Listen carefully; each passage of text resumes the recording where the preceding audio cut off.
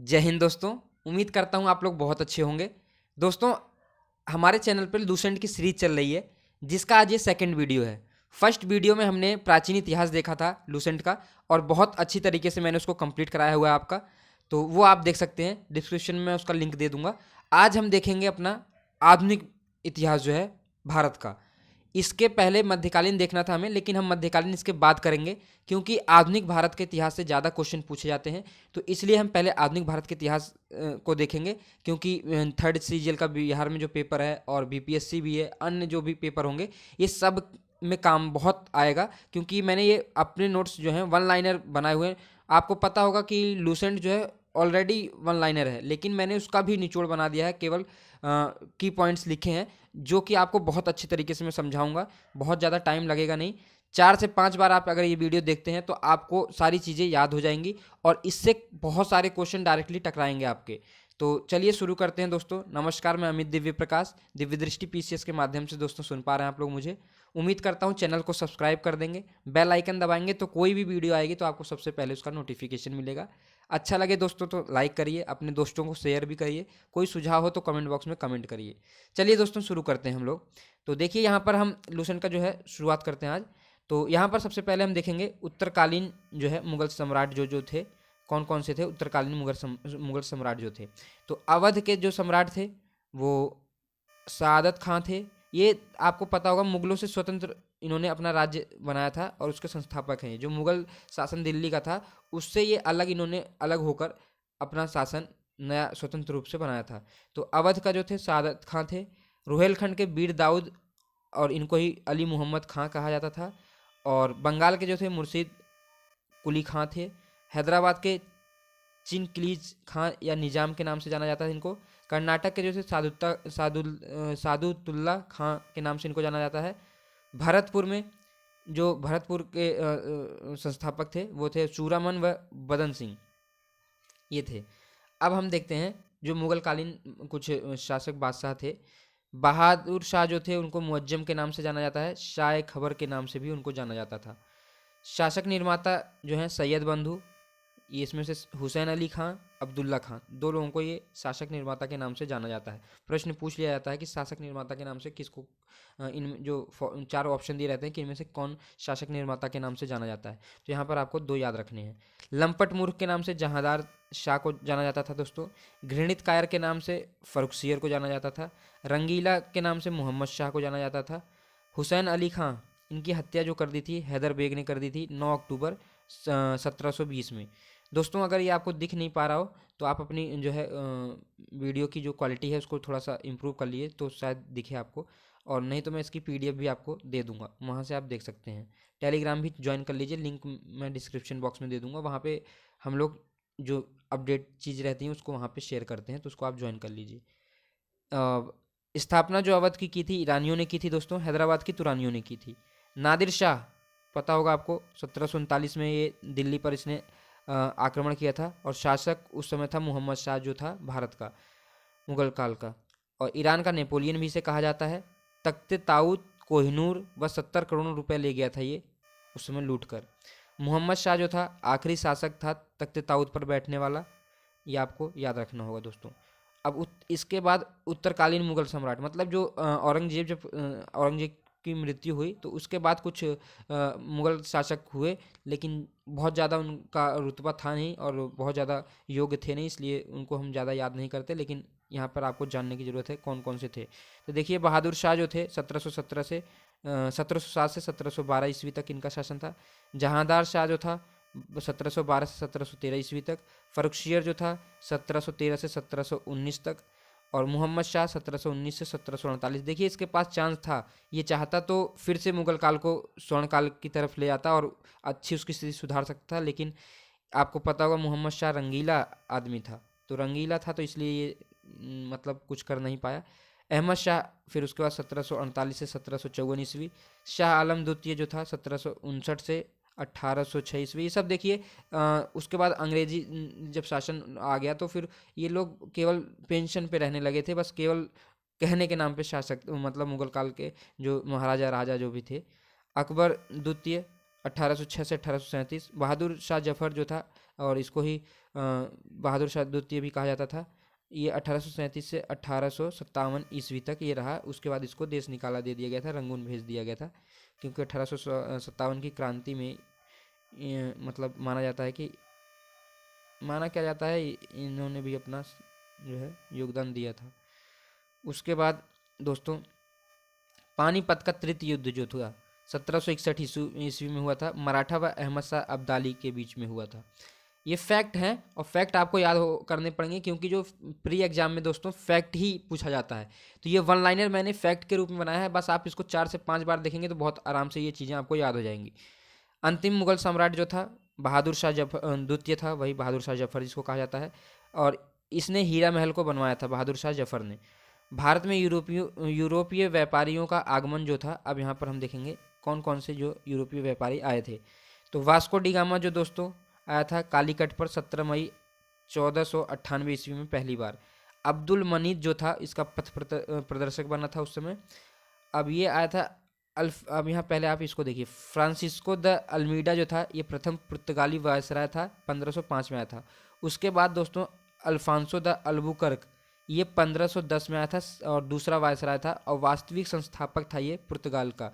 जो पुर्तगाली कंपनी थी इसका वास्तविक संस्थापक इसको ही माना जाता है, अल्फांसो द अल्बुकर्क। तो ये आपको याद रखना होगा, क्योंकि प्रश्न इससे डायरेक्टली पूछा जाता है। और इनकी फैक्ट्री जो पुर्तगालियों की थी, तो पहली फैक्ट्री जो थी कोचीन में इन्होंने स्थापित की थी, और उसके बाद सन थोमे जो थे दक्षिण पश्चिम पूर्वी तट पे इन्होंने एकमात्र बस्ती बसाई थी पुर्तगालियों ने। पहला डच था दोस्तों कर्नेलियन हाउटमैन था, ये 1596 ईस्वी में आया था भारत। और डचों की जो प्रथम कोठी थी व्यापारिक कोठी वो मसूलीपट्टनम में थी, 1605 ईस्वी में बनाई थी इन्होंने। उसके बाद दूसरी जो थी पुलिकट में थी। तो ये चीज़ आपको याद रखनी होगी। अब इसके बाद हम लोग देखते हैं आगे। तो यहाँ पर आप देखिए प्रथम वेतनभोगी जो थे, तो ये डचों द्वारा ही इनको रखा गया था। जो वेतन का रिवाज जो स्टार्ट किया था वो डचों ने ही शुरुआत इसकी की थी। बेद्रा युद्ध में अंग्रेज और डच के बीच हुआ था ये, इसमें डचों का पतन हो गया था। अधिकार पत्र ईस्ट इंडिया कंपनी को 31 दिसंबर 1600 ईस्वी को जो है अधिकार पत्र दे दिया गया था, और थॉमस स्मिथ पहला गवर्नर था उस समय का। ये अधिकार पत्र ईस्ट इंडिया कंपनी को व्यापार करने के लिए दिया गया था। वहाँ पे जो अंग्रेज जहाँ पे रहते हैं ब्रिटिश में, ये दिया गया था अधिकार पत्र इनको। कैप्टन हॉकिंस मुगल दरबार में जाने वाला प्रथम अंग्रेज था ये, और जहांगीर के दरबार में गया था ये अप्रैल 1609 ईस्वी में। प्रथम अंग्रेजी फैक्ट्री जो थी मसूलीपट्टनम में स्थापित हुई थी अस्थायी रूप से। दोस्तों अगर प्रश्न पूछता है कि प्रथम अंग्रेजी अस्थायी फैक्ट्री जो है अंग्रेजों ने कहाँ पे स्थापित करी थी, तो वो मसूलीपट्टनम में 1611 ईस्वी में। और ये पूछते हैं अगर कि दूसरी फैक्ट्री या स्थायी फैक्ट्री अंग्रेजों ने कब स्थापित की थी, तो 1613 में स्थापित की थी सूरत में। ये भी प्रश्न इंपॉर्टेंट है आपका। सर थॉमस रो ये राजदूत था, ये जहांगीर के दरबार में आया था 1615 ईस्वी में। सुनहला फरमान ये है गोलकुंडा जो है बंदरगाह, उस पर इनको यूज़ करने के लिए इनको और मतलब अंग्रेज़ों को इन्होंने फरमान दे दिया था कि आप यूज़ कर सकते हैं, तो उसको ही सुनहला फरमान के नाम से जाना जाता है। ये 1632 में इसको दिया गया था। कैथरीन व चार्ल्स ब्रिटेन मतलब ये थे, तो इनका विवाह हुआ था, और 1661 में मुंबई दहेज मिला था इसको, चार्ल्स को मिला था, और कैथरीन का विवाह हुआ था चार्ल्स से, ब्रिटेन का ये महाराजा या राजा जो भी था। और उसके बाद 1668 में 10 पाउंड में अंग्रेज़ों को दे दी इन्होंने। पहले ये दहेज में देखिए, चीज़ भारत की, शादी किसी और की हो रही है, और वो दहेज में हमारा एक राज्य दे रहा है, मुंबई को मतलब राज्य दे रहा है, क्षेत्र दे रहा है, और फिर वो वहाँ पे रहने के बजाय उसको बेच भी रहे हैं। वो इन्होंने ये दहेज में इनको मिला 1661 में, और उसके बाद 1668 में इन्होंने 10 पाउंड में अंग्रेज़ों को भी बेच दिया, और 1687 में मुख्यालय बन गया बम्बई जो है अंग्रेज़ों का। निशान जो था उस समय निशान के नाम से बंगाल में शासन करने की अनुमति जो थी अंग्रेज़ों को मिली थी 1651 में, उसको निशान के नाम से जाना जाता है। अब उसके बाद दोस्तों हम देखते हैं फ्रांसीसी। प्रथम कोठी इन्होंने बनाई थी 1668 ईस्वी में सूरत में। पौंडीचेरी जो था 1674 में शेर खान लोधी से प्राप्त किया था। और प्रथम कर्नाटक युद्ध, दोस्तों ये प्रश्न पूछ लिया जाता है, कर्नाटक प्रथम कर्नाटक, दूसरा कर्नाटक, तीसरा कर्नाटक युद्ध जो था, तो प्रथम कर्नाटक युद्ध जो है 1746 से 48 ईस्वी में हुआ था ऑस्ट्रिया के उत्तराधिकार के लिए ये हुआ था, और उस समय और अंग्रेज और फ्रांसीसियों के बीच में हुआ था, और उसके बाद ला सपाल की संधि के द्वारा ये शांत कर हो गया था, संधि हो गई थी। दूसरा कर्नाटक युद्ध जो था 1749 से लेकर 1754 ईस्वी तक हुआ था ये, और डुप्ले की हार हुई थी इसमें। पौंडीचेरी की संधि हुई थी 1755 में इसमें। तीसरा जो युद्ध हुआ था 1756 से 63 तक, इसको सप्तवर्षीय युद्ध कहा जाता है। पेरिस की संधि के साथ ये समाप्त हुआ था। और वॉन्डी वॉश का, इसी के बीच में वॉन्डी वॉश का युद्ध हुआ था, ये भी पूछा जाता है, 1760 ईस्वी में हुआ था दोस्तों। ये फ्रांसीसी इसमें हारे गए थे, और 1761 में पौंडीचेरी जो है अंग्रेजों ने छीन लिया था इनसे। उसके बाद अब हम देखते हैं कंपनी, और उसके बाद उनका स्थापना वर्ष जो है सीरियल वाइज हम थोड़ा देख लेते हैं। तो देखिए सबसे पहले जो स्थापना हुई थी पुर्तगालियों ने 1498 में, उसके बाद अंग्रेज 1600 में, डच 1602 में, डेनिस 1616 में, फ्रांसीसी 1664 में, स्वीडिश जो थे 1731 में आए थे। इनकी स्थापना वर्ष है। अब हम देखते हैं कुछ बंगाल के जो नवाब थे दोस्तों। तो देखिए यहाँ पे मैं आपको पहले समझा देता हूँ। तो मुर्शीद कुली खां जो थे 1713 से 1727 तक इनका शासन था। सुजाउद्दीन उसके बाद बना 1727 से 39 ईस्वी तक, 1739 ईस्वी तक। सरफराज खां जो था 1739 से 1740 ईस्वी तक। अलीवर्दी खां 1740 से 1756 तक। सिराजुद्दौला 1756 से 1757, मेन यही सिराजुद्दौला से स्टार्ट होता है। और मीर जाफ़र उसके बाद बना 1757 से 1760 तक। फिर मीर कासिम बना था 1760 से 1763 ईस्वी में। मीर जाफ़र बना था 1763 से 1765 में। निज़ाम उद्दौला जो था वो 1765 से 66 में। और सल उद्दौला जो था वो 1766 से 70 तक। और उसके बाद मुबारक उद्दौला जो था 1770 से 1775 तक। ये बने थे, कुछ इनका कार्यकाल था ये। अब हम यहाँ पे देखते हैं।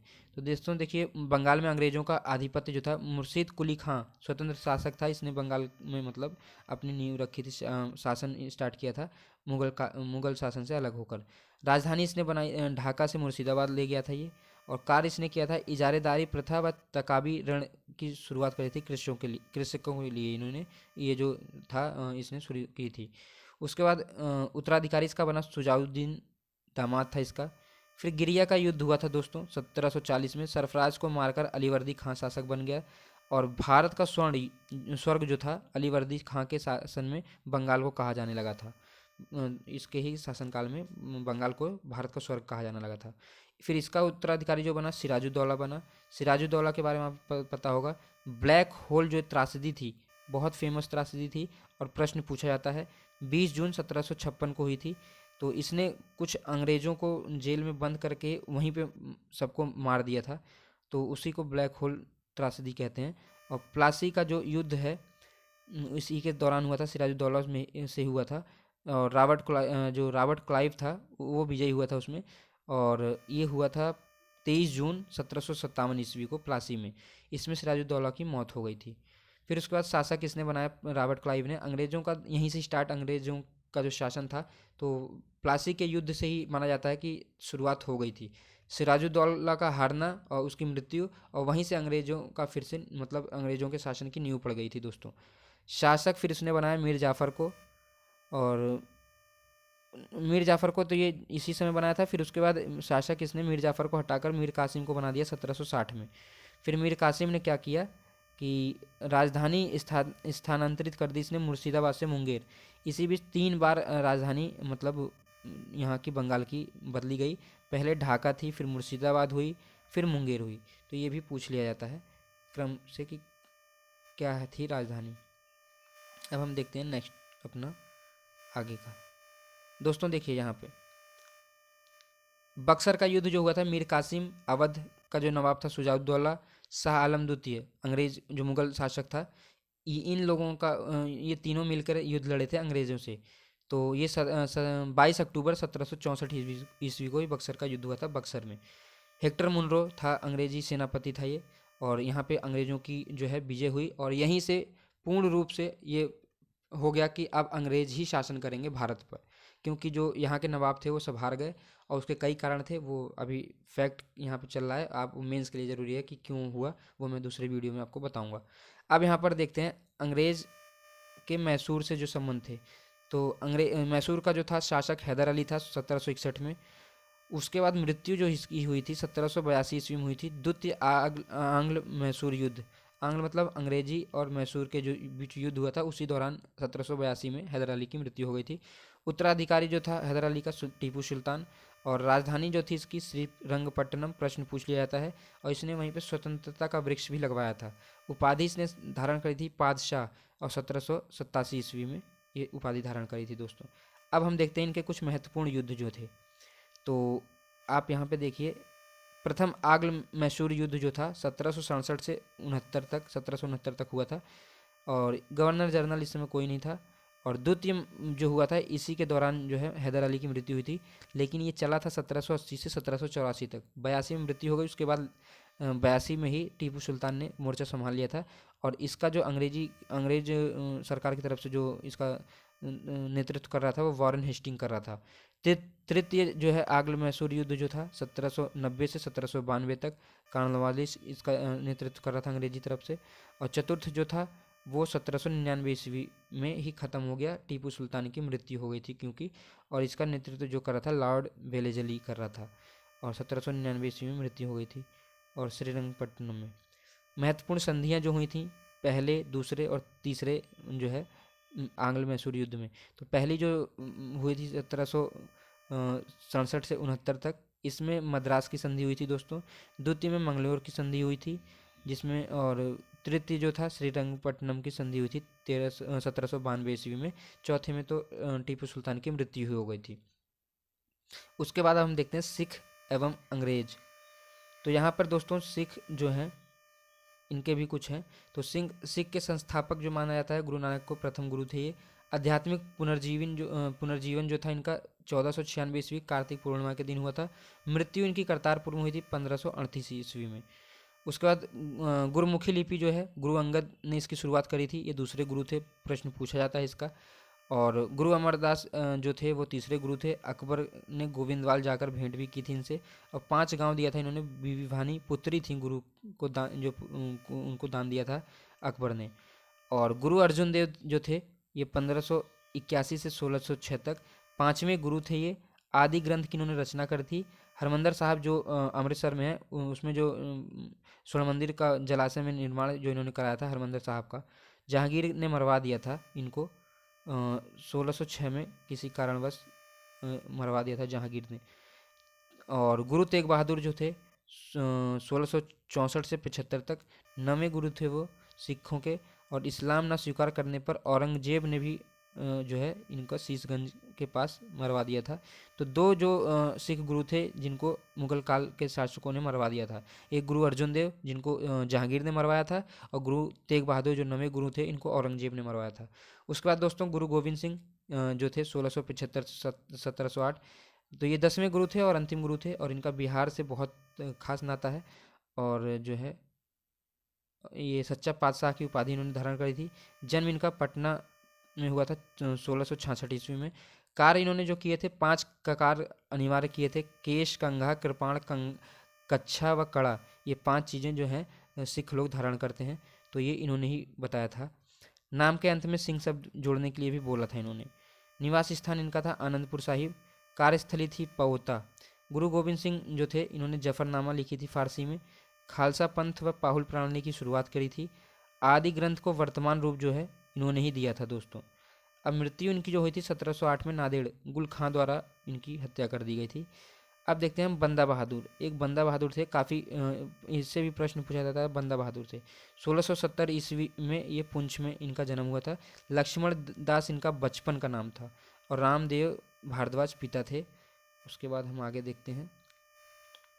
देखिए दोस्तों, ये 1 लाइनर है, इसमें आप बिल्कुल फैक्ट याद करेंगे, और 4 से 5 बार अगर वीडियो देखेंगे तो ये आपको याद हो जाएंगे। और देखेंगे आप प्रश्न जब देखेंगे ना एग्जाम हॉल में, तो डायरेक्ट प्रश्न इससे रहते हैं, तो ज़्यादा पढ़ने की ज़रूरत नहीं है, बस आप इसको फैक्ट याद करते रहिए। 4 से 5 बार वीडियो देखिए, तो उसके बाद आपको ये फैक्ट याद हो जाएंगे। जो बंदा बहादुर के कार्य थे, लोहगढ़ राजधानी स्थापित करी थी, और गुरु नानक व गोविंद सिंह के नाम से सिक्के चलवाए थे। वजीर खां मुगल फौजदार की हत्या भी करी थी। मृत्यु जो हुई थी 1716 ईस्वी में गुरदासपुर नागल में फरुखसियर के आदेश पर इनको मरवा दिया गया था। कतलगढ़ी जो शहदारा है, शाहदरा, बंदा ने हजारों मुगल सैनिकों को मौत के घाट उतारा था अकेले। समान जो था उस समय, मिसल अरबी शब्द है, उसको समान को मिसल कहा जाता था। अमृतसर की संधि जो थी चार्ल्स मेटकॉफ रणजीत सिंह के बीच हुई थी 1809 ईस्वी में। क्षेत्र जो था रणजीत सिंह का दोस्तों पूछ लिया जाता है कि कौन से क्षेत्र में रणजीत सिंह का शासन था, तो पेशावर, कश्मीर, मुल्तान व लाहौर में जो है इनका क्षेत्र था। मंत्री जो थे फ़कीर अजमुद्दीन जो थे विदेश मंत्री थे रणजीत सिंह के, और दीनानाथ जो थे वित्त मंत्री थे। मृत्यु जो हुई थी रणजीत सिंह की 7 जून 1839 में। प्रथम आंग्ल सिख युद्ध जो हुआ था 1845 से 46, द्वितीय जो आंग्ल सिख युद्ध हुआ था 1849 ईस्वी में। तो लाहौर की संधि हुई थी 9 मार्च 1846 में दोस्तों, और भैरोवाल की संधि हुई थी 22 दिसंबर 1846 में। अब हम देखते हैं कंपनी के अधीन गवर्नर जनरल। इस गवर्नर जनरल से भी प्रश्न पूछ ले जाते हैं, तो हम यहाँ पे एकदम जो फैक्ट है वही देखेंगे, फालतू चीज़ें नहीं देखेंगे। तो बंगाल का गवर्नर जनरल, बंगाल के गवर्नर जो थे रॉबर्ट क्लाइव जो था 1757 से 60 ईस्वी, वह पुनः फिर ये बना था 1765 से 1767 ईस्वी में। इसने क्या क्या कार्य किए थे दोस्तों? द्वैत शासन लागू किया था बंगाल में। सबसे इंपॉर्टेंट पूछ लिया जाता है कि द्वैत शासन लागू करने वाला गवर्नर कौन था। इलाहाबाद की द्वितीय संधि भी इसने की थी 1765 में शाह आलम द्वितीय से। उप दीवान घोषित किए थे इसने मोहम्मद रजा खां बंगाल के लिए, सिताब राय बिहार के लिए, ये भी पूछ लिया जाता है। कंपनी के अधीन गवर्नर जनरल जो बना वो कंपनी के अधीन बंगाल का गवर्नर जनरल जो था अब अंग्रेजी क्षेत्रों का गवर्नर जनरल बना दिया गया था। जो केवल बंगाल था, अब जितने भी क्षेत्र में अंग्रेजी शासन था वहाँ का गवर्नर जनरल घोषित कर दिया था रेगुलेटिंग एक्ट 1773 के अंतर्गत। प्रथम गवर्नर जनरल जो था वॉरेन हेस्टिंग था, 1774 से 85 तक इसका शासनकाल था भारत में। तो अब देखते हैं वॉरेन हेस्टिंग के बारे में। तो इसने कोषागार जो था मुर्शिदाबाद से कलकत्ता ले गया, ये अदालत बनाई, फौजदारी दीवानी, कलेक्टर जो था मुख्य न्यायाधीश होता था उसका स्थापना इसने करी थी 1772 ईस्वी में। द्वैत शासन प्रणाली समाप्त हो गई थी इसके शासनकाल में सीओडी द्वारा, कोर्ट ऑफ डायरेक्टर इसको कहा जाता है। 1772 में द्वैत शासन प्रणाली समाप्त कर दी गई थी। तो ये शुरुआत रॉबर्ट क्लाइव ने करी थी और वॉरेन हेस्टिंग के समय में ये समाप्त हुआ था। प्रथम मदरसा जो है कलकत्ता में स्थापित किया था 1781 में। विलियम विल्किंस जो थे गीता के अंग्रेजी अनुवादकार थे ये। विलियम जोन्स जो थे the Asiatic Society of Bengal जो था उसका इन्होंने नींव रखी थी 1784 ईस्वी में। मुगल सम्राट की वार्षिक पेंशन बंद कर दी थी इसने। और उसके बाद कलकत्ता उच्च न्यायालय जो थी स्थापना भी इसी ने करी थी 1774 में 1773 रेगुलेटिंग एक्ट के अंतर्गत। लेकिन स्थापना जो हुई थी दोस्तों 1774 में हुई थी। ये प्रश्न कई बार पूछा गया है क्योंकि लोग 1773 ही लगा देते हैं, लेकिन जो स्थापना हुई थी वो 1700 रेगुलेटिंग एक्ट 1773 के अंतर्गत 1774 में की गई थी। युद्ध जो हुआ था इसके समय में, प्रथम आंग्ल मराठा युद्ध हुआ था 1775 से 82, द्वितीय मैसूर युद्ध हुआ था 1780 से 84। इनकी ये संधियां हैं। सालाबाई की संधि 1782 में, मैंगलोर की संधि जो है मैसूर वाली 1784 में हुई थी। फिट्स इंडिया एक्ट इसने पारित करवाया था 1784 ईस्वी में। बोर्ड ऑफ रेवेन्यू की स्थापना भी करवाई थी। लगान वसूली के लिए इसने राय रायन की जो है राय रायन एक पद सृजित किया था। इसमें भारतीयों को नियुक्ति मिलती थी।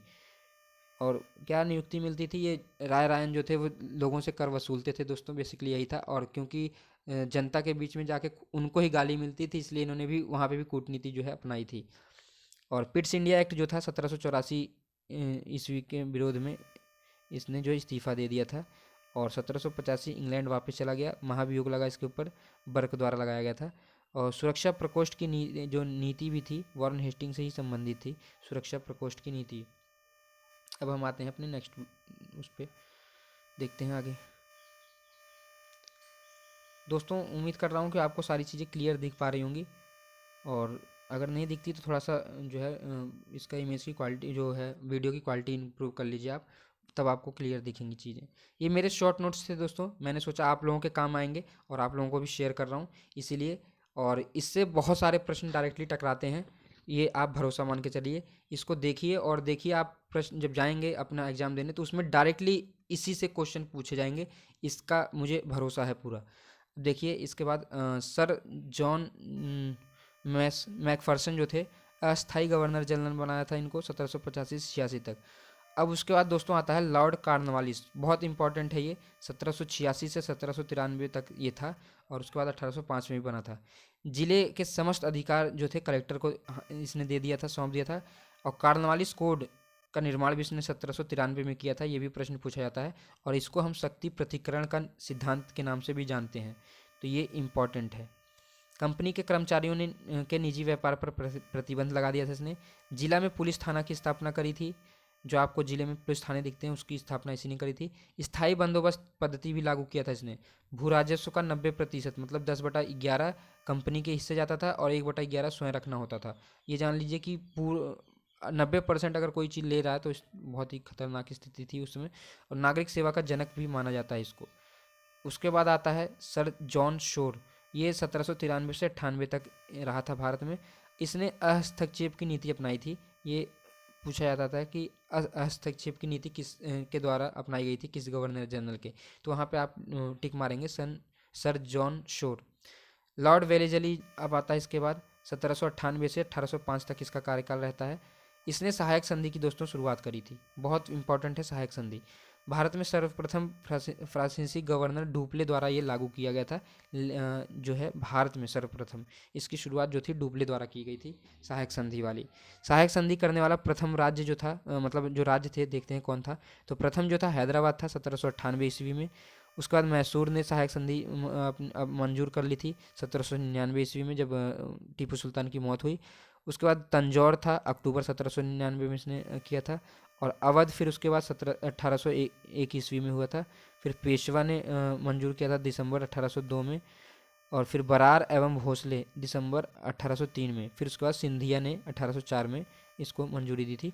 लेकिन दोस्तों इंदौर के होलकरों ने स्वीकार नहीं की थी सहायक संधि। और ये आप सीरियल वाइज याद करेंगे, क्योंकि यूपीपीसीएस या किसी भी आयोग में, मतलब यूपीपीसीएस में मैंने देखा है प्रश्न आया है कि डायरेक्ट मतलब इसको सीरियल वाइज सजाने को दे देता है कि बताइए कि इनका क्रम सही से बताइए कि सहायक संधि किसने सबसे पहले स्वीकारी थी, तो वो भी आप देख लेंगे। टीपू सुल्तान की मृत्यु जो हुई थी चौथे आंग्ल मैसूर युद्ध में हुई थी, आपको पता है 1799 में। फोर्ट विलियम कॉलेज की स्थापना कलकत्ता में हुई थी 1800 में, इसी के समय में। बंगाल का शेर, इसने स्वयं को अपना बंगाल का शेर माना था। 1805 में दूसरा कार्यकाल इसका स्टार्ट हुआ था, मृत्यु हो गई थी उसी समय। अब उसके बाद देखते हैं जॉर्ज वार्ले। तो ये 1805 से 1807 तक रहा। इसने बेल्लोर में सिपाही विद्रोह जो था उसको दबाया था 1806 में। उसके बाद देखते हैं लॉर्ड मिंटो प्रथम 1807 से 13 तक। चार्टर्ड एक्ट 1813 इसी के समय पास हुआ था। अमृतसर की संधि जो हुई थी रणजीत सिंह और अंग्रेजों के बीच 1809 में, इसी के समय हुई थी। उसके बाद दोस्तों लॉर्ड हेस्टिंग जो था 1813 से 1823 तक। तो आग्ल नेपाल युद्ध इसके समय में हुआ था, ये देखेंगे आप 1814 से 16 तक। फिर सगोली की संधि जो थी इसी के समय हुई थी अंग्रेज और गोरखा के बीच। पिंडारियों का दमन इसने किया था। और मराठों की शक्ति का अंतिम रूप से नष्ट इसी ने कर दिया था अपने कार्यकाल में ही। प्रेस पर लगे प्रतिबंध समाप्त किए थे इसने। काश्तकारी अधिनियम टेनेंसी एक्ट जिसको कहते हैं वो भी इसी ने लागू किया था, लॉर्ड हेस्टिंग ने। लॉर्ड एमहर्स्ट जो थे ये 1823 से 28 तक। इसका जो कार्य था, प्रथम आग्ल वर्मा युद्ध जो था इसी के समय हुआ था 1824 से 26 तक। यांडबू की संधि भी इसी के समय हुई थी। बैरकपुर का सैन्य विद्रोह भी इसी के समय हुआ था। लॉर्ड विलियम बेंटिक इसके बाद आता है और बहुत इंपॉर्टेंट है लॉर्ड विलियम बेंटिक दोस्तों। 1828 से 1835 तक इसका कार्यकाल था भारत में। तो ये भारत का प्रथम गवर्नर जनरल बना, ये बहुत इंपॉर्टेंट है। पूछा जाता है कि भारत में प्रथम गवर्नर जनरल कौन था, तो ये लॉर्ड विलियम बेंटिक था। चार्टर्ड एक्ट ये पूरे भारत का बन गया था जो है गवर्नर जनरल। वॉरेन हेस्टिंग जो था वो अंग्रेजी शासन, जहाँ जहाँ अंग्रेजी शासन था वहाँ का पहला गवर्नर जनरल बना था। और उसके पहले जो था वो केवल जो बंगाल का गवर्नर था। और उसके बाद ये आप देखेंगे यहाँ पे भारत का प्रथम गवर्नर जनरल बना ये। चार्टर्ड एक्ट 1813 भी इसी के समय पास हुआ था। राजा राम मोहन राय की सहायता से सती प्रथा की समाप्ति भी इसने अपने कार्यकाल में 1829 में धारा 17 के द्वारा करी थी। इसके बाद दोस्तों पूछा जाता है ठगी प्रथा का अंत किसने किया था, तो इसके ही कार्यकाल में ठगी प्रथा का अंत हुआ था और उसको कर्नल स्लीमैन को इसने नियुक्त किया था उसके लिए। तो ये भी प्रश्न पूछा जाता है, बहुत इंपॉर्टेंट है। कलकत्ता मेडिकल कॉलेज की स्थापना 1835 में इसी ने करवाई थी। शिक्षा का माध्यम अंग्रेजी जो था चुना था मैकाले की अनुशंसा पे, इसी के कार्यकाल में हुआ था ये भी, जो आज हम अंग्रेजी की जाल में फंस गए हैं। और मैसूर जो है 1831 में जो हड़प लिया था इसने, हड़प नीति के तहत। और कुर्ग व मध्य कचेर जो था 1834 में हड़प लिया था इसने। भारतीयों को उच्च पदों पर नियुक्त जो है इसने किया था अपने कार्यकाल में। सदर अमीन सबसे बड़ा जो था पद था भारतीयों को जो मिला था। शिशु बालिका की हत्या पर भी प्रतिबंध लगा दिया था इसने। चार्टर्ड एक्ट 1833 द्वारा रंग, जाति, धर्म व जन्म के आधार पर भेदभाव को इसने प्रतिबंधित किया था कि इसके आधार पर भेदभाव नहीं होगा, जो कि आज हमारे संविधान में देखा जाता है।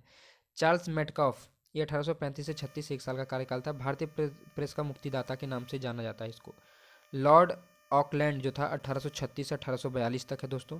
प्रथम आंग्ल अफगान युद्ध जो था इसी के समय हुआ था 1839 से 1842 तक। कलकत्ता दिल्ली तक ग्रैंड ट्रंक रोड की मरम्मत भी इसी ने करवाई थी।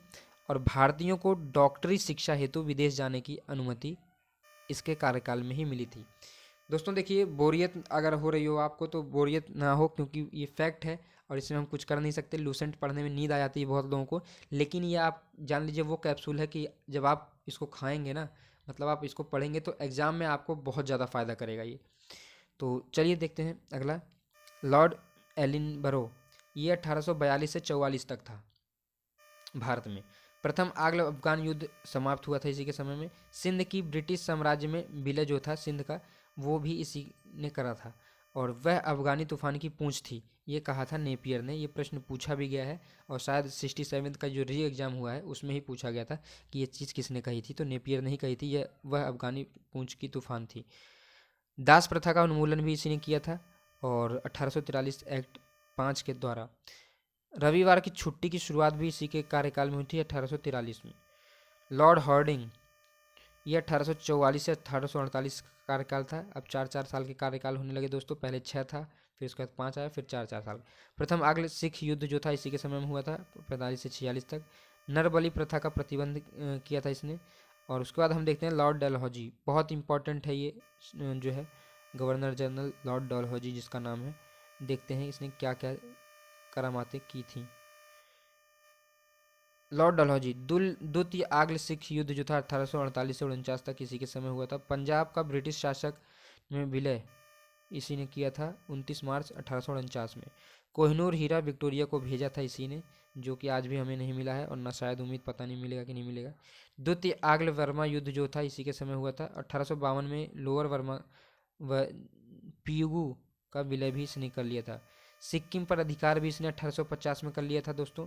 और इनाम कमीशन की स्थापना भी करी थी इसने। इनाम कमीशन 1852 में इसने स्थापना करी थी। ये भूमिकर रहित भूमि जो थी उस पर कब्जा कर लिया था, जिसकी मतलब जिसमें जो भूमि ऐसी थी जिस पर कर नहीं लगता था, उसके लिए इसने ये बनाया था।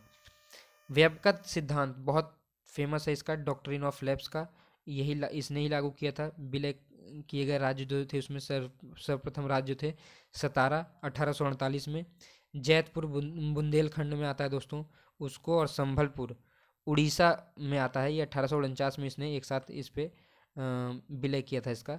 और बघाट हिमाचल प्रदेश का है, 1850 में इसने वहाँ पे विलय किया था उसका। नागपुर जो था उसका 1854 में। अवध का क्षेत्र जो था 1856 में इसने कुशासन का आरोप लगाकर उसका भी विलय कर लिया था। और वहाँ के शासक उस समय थे अवध के वाजिद अली शाह, तो ये भी बहुत इंपॉर्टेंट है आपके लिए। और उसके बाद वो मैंने आपको पहले ही बता दिया था, सआदत खान ने 18वीं शताब्दी में अवध की जो संस्थापक था ये। तोप खाने का मुख्यालय जो था कलकत्ता से मेरठ ले गया ये। और सेना का मुख्यालय जो था शिमला ले गया 1856 में। वुड डिस्पैच इसी के समय हुआ था, जो कि शिक्षा संबंधी सुधार था, और ये 1854 में हुआ था। भारत में रेलवे का जनक भी इसी को माना जाता है। प्रथम रेलगाड़ी जो थी 16 अप्रैल 1853 में चालू की गई थी, बम्बई से थाने तक 34 किलोमीटर की दूरी थी उसकी। नया पोस्ट ऑफिस एक्ट पारित किया था इसने, जो आप देखते हैं 1854 में ही। डाक टिकट की शुरुआत भी इसी ने करी थी। और सार्वजनिक निर्माण विभाग की स्थापना इसने करी, स्थापना की थी पृथक तौर पर। लोक सेवा विभाग की स्थापना इसने की थी स्वतंत्र रूप से 1854 में। तार सेवा की बिजली से संचालित जो थी उसकी भी शुरुआत करी थी कलकत्ता से आगरा तक 1853 में। अब हम देखते हैं दोस्तों अपना अगला। आप लोगों को दोस्तों ये बहुत काम आएगा, आप लोग इसको अच्छे से देखिए। ग्रीष्मकालीन राजधानी जो थी इसने शिमला में बनाई थी दोस्तों। उसके बाद प्रतियोगिता परीक्षा द्वारा अधिकारियों की नियुक्ति 1853 में सबसे पहले इसी ने शुरुआत करी थी। जो आज आप लोग जिसकी वजह से सिविल सेवा में जा पाते हैं। उम्र जो इसने रखी थी 18 से 23 वर्ष करी थी। सत्येंद्र नाथ टैगोर प्रथम भारतीय थे दोस्तों जिन्होंने यह परीक्षा 1863 में लंदन में मतलब पास की थी। तो आप याद रखेंगे सत्येंद्र नाथ टैगोर, ये प्रश्न भी पूछा जाता है। 1922 में जो है इलाहाबाद व लंदन दोनों जगह एक साथ परीक्षा आयोजित की जाने लगी थी। 1922 में, याद रखेंगे आप। नरबली को रोकने का प्रयास किया था इसने। उसके बाद आप देखिए लॉर्ड कैनिंग, ये भी बहुत इंपॉर्टेंट है 1856 से 1862 तक। तो देखिए बीपीएससी वगैरह में या यूपीपीसीएस में या अन्य उसमें ये जो गवर्नर जनरल थे, यूपीएससी तक में गवर्नर जनरल से प्रश्न पूछ लिया जाता है अभी भी। और उसके कौन से कार्य हैं वो डायरेक्ट पूछा जाता है। तो आप यहाँ से बहुत काम के हैं आपके ये चीज़ें जो इंपॉर्टेंट है, मैंने सब लिखा है इसमें। अंतिम गवर्नर जनरल जो था, ये भारत का अंतिम गवर्नर जनरल था लॉर्ड कैनिंग। और प्रथम वायसराय भारत का यही था, लॉर्ड कैनिंग। अगर पूछा जाए भारत का अंतिम गवर्नर जनरल कौन था तो लॉर्ड कैनिंग होगा। और पूछा जाए भारत का प्रथम वायसराय कौन होगा तो उसका जवाब भी लॉर्ड कैनिंग होगा। 1857 की क्रांति इसी के समय हुई थी। उच्च न्यायालय अधिनियम व कलकत्ता, मद्रास व मुंबई में एक एक उच्च न्यायालय की स्थापना इसी ने करवाई थी। नोट, 1866 में आगरा में उच्च न्यायालय 1866 में आगरा में था उच्च न्यायालय, जो 1875 में इलाहाबाद में चला गया। जो आज इलाहाबाद में उच्च न्यायालय है उत्तर प्रदेश का, वो पहले आगरा में हुआ करता था। विधवा पुनर्विवाह अधिनियम लागू किया था इसने 1856 में। प्रथम कानूनी विधवा पुनर्विवाह ईश्वर चंद्र विद्यासागर की प्रेरणा व देखरेख में 7 दिसंबर 1856 में संपन्न हुआ था। और ईश्वर चंद्र विद्यासागर का अहम योगदान था विधवा पुनर्विवाह में।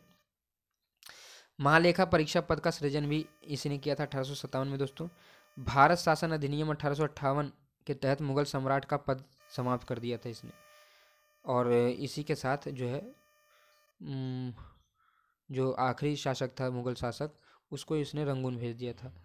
और व्यवगत सिद्धांत राजविलय नीति को इसने समाप्त कर दिया था, जिसके तहत लॉर्ड कॉर्नवालिस जो था उसने कई सारे राज्यों का विलय किया था अपने में, उसको इसने समाप्त कर दिया था। इंडियन काउंसिल एक्ट पारित किया था इसने 1861 में। अब हम देखते हैं लॉर्ड एलिगिन।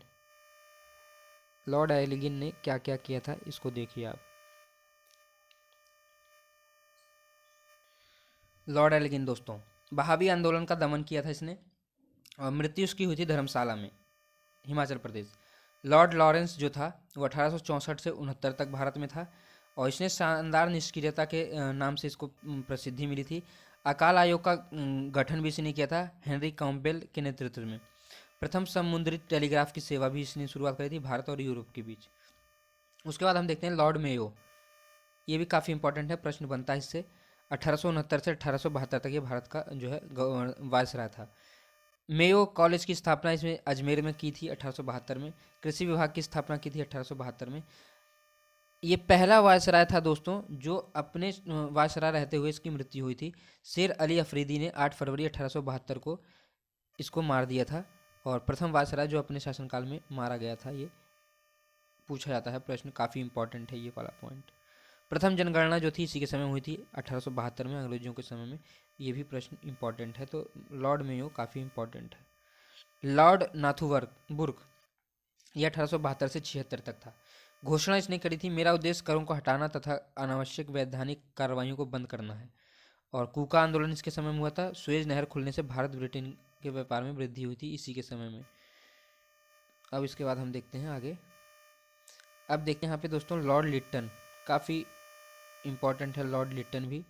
आप अगर क्लियर आपको दिख नहीं रहा हो तो मैं बोल रहा हूँ उसको आप सुनिए, और कई बार सुनेंगे तो आपको चीज़ें याद हो जाएंगी।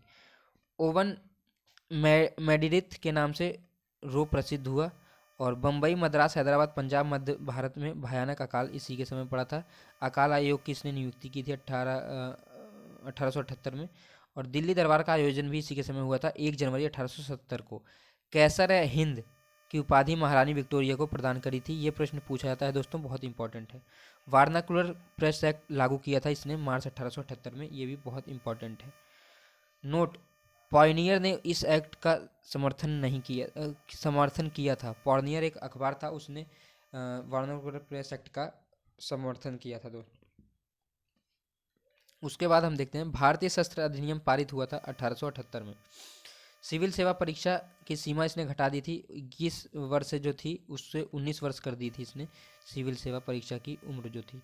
पहले देखिए 1857 में जो था 23 वर्ष थी, 1859 में 22 वर्ष था, 1866 में 21 वर्ष, फिर इसने घटा के 19 वर्ष कर दिया था। मुस्लिम एग्लो प्राच्य महाविद्यालय अलीगढ़ की स्थापना भी इसी के शासनकाल में हुई थी। उसके बाद हम देखते हैं लॉर्ड रिपन, काफ़ी इंपॉर्टेंट है लॉर्ड रिपन। 1880 से लेकर 1884 तक इसका शासनकाल था, भारत में ये वायसराय था।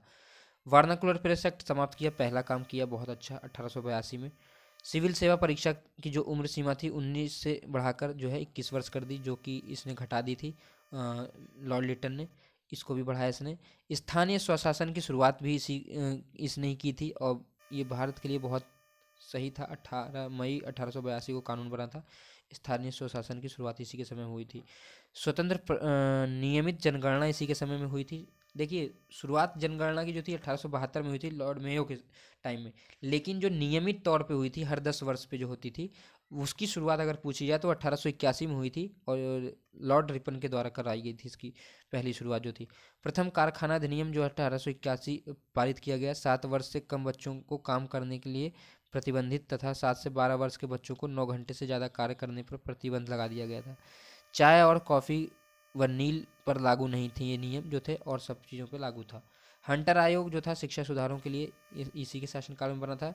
और श्वेत विद्रोह जो था 2 फरवरी 1883 को अंग्रेजों द्वारा इल्बर्ट विधेयक के विरोध में ये हुआ था। श्वेत विद्रोह 2 फरवरी 1883 में इसी के शासनकाल में हुआ था। ये भारत का उद्धारक माना जाता है इसको, और ये कहा था फ्लोरेंस नाइटिंगेल ने। इसके बाद देखते हैं लॉर्ड डफरिन जो था 1884 से 1888 तक दोस्तों। तृतीय आंग्ल बर्मा युद्ध जो था इसी के शासनकाल में था, 1885 से 88 तक। बर्मा का विलय जो था इसी के समय में हुआ था। बंगाल, अवध, पंजाब टेनेंसी एक्ट पारित। भारतीय राष्ट्रीय कांग्रेस की स्थापना जो हुई थी इसी के समय में हुई थी, लॉर्ड डफरिन के समय में। और 28 दिसंबर 1885 में कांग्रेस की स्थापना हुई थी, राष्ट्रीय कांग्रेस की, और ए ह्यूम जो थे इन्होंने करी थी। उसके बाद लॉर्ड लैंसडाउन देखते हैं हम, लॉर्ड लैंसडाउन ने क्या क्या किया था। तो यहाँ पर आप देखिए लॉर्ड लैंसडाउन, ये 1888 से 94 ईस्वी तक इसका शासनकाल था।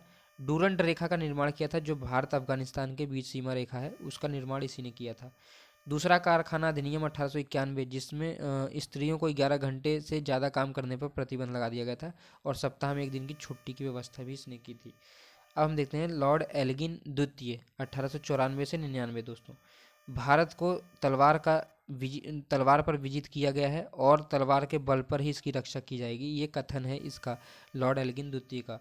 और यूपी, बिहार, पंजाब, मध्य प्रदेश में भयानक अकाल इसके समय में पड़ा था 1895 से 98 तक।